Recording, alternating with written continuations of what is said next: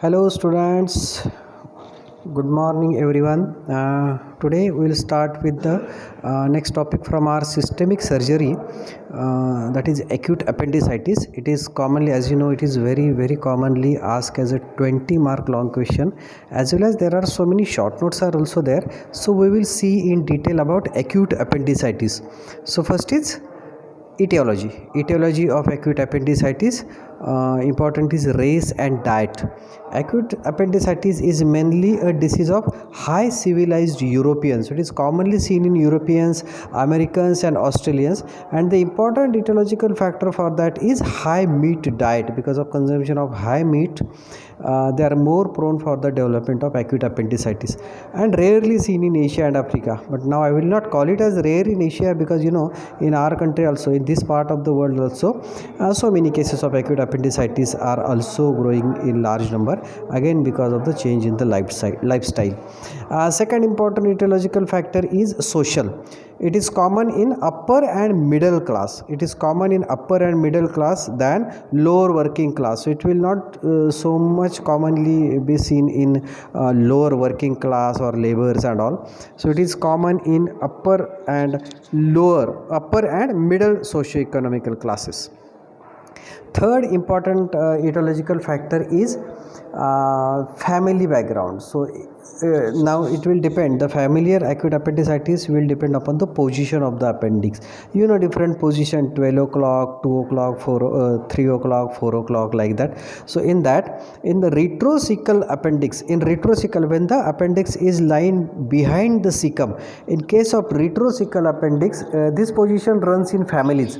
That's why these acute appendicitis will be commonly seen in the patients or the people who are having retrocecal position of the appendix. That is because of poor blood supply. So blood supply is poor in this particular position.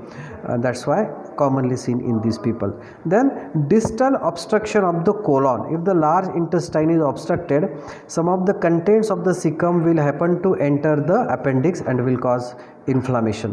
Then abuse of purgatives. Because of consumption of purgatives for a long time, appendicitis can be developed. And another very common cause is bacterial infection. Bacterial infection is also a very common cause for acute appendicitis. Now we will see pathology of acute appendicitis. In pathology, we will be discussing about the types of the acute appendicitis. Types of acute appendicitis. So first is non-obstructive acute appendicitis, where there is no any obstruction in the lumen of the appendix. Appendix is not obstructed, its lumen is not obstructed, so there is inflammation of the mucosa.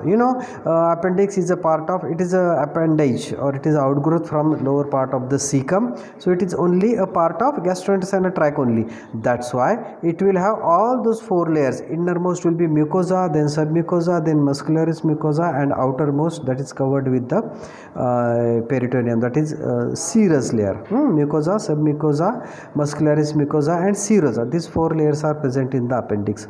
So there will be inflammation of the interior, that is mucous membrane of the appendix. When the infection from mucosa will go deeper into the loose submucous tissue, it will progress rapidly. So from mucosa, when it will involve the submucosa, the infection will progress rapidly. Now the organ will become dusky red and hemorrhage will occur in the appendicular mucosa.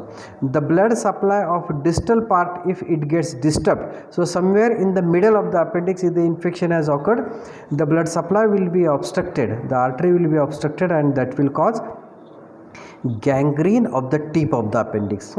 It progresses slowly, the appendicitis progresses slowly and will cause protective adhesions, and it will lead to localized peritonitis.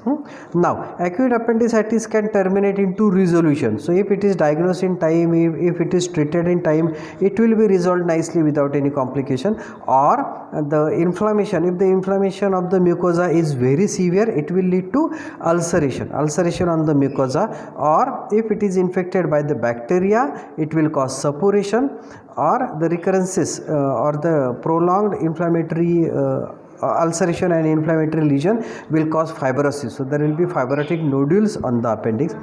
And lastly, in severe cases, if the blood supply is cut off, it will lead to gangrene of the appendix. So after the acute attack, there will